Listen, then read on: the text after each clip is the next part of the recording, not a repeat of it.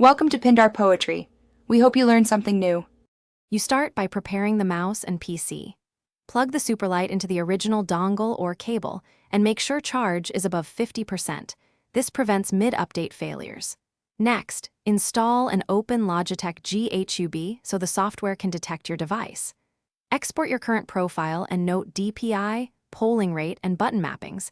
That backup lets you restore settings if anything changes. Once done, keep the hub open and keep the connection stable. Do not disconnect while updating. You now perform the firmware update, which is the key step. In G-Hub, look for the firmware prompt and start the update. The app will download and flash the mouse.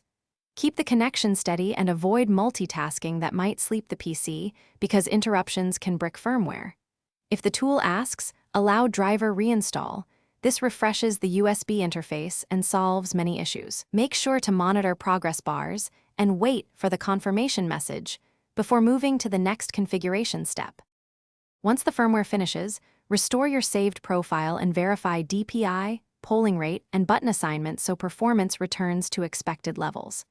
Test the sensor with a consistent surface, check liftoff distance, and confirm wireless range. Replace PTFE feet or the cable if tracking feels off. If the update fails, try reattempting in Windows Safe Mode or reinstall GHUB, then run the update again. If problems persist, collect GHUB logs and contact Logitech support for guidance. Thanks for watching. Consider subscribing if we helped you.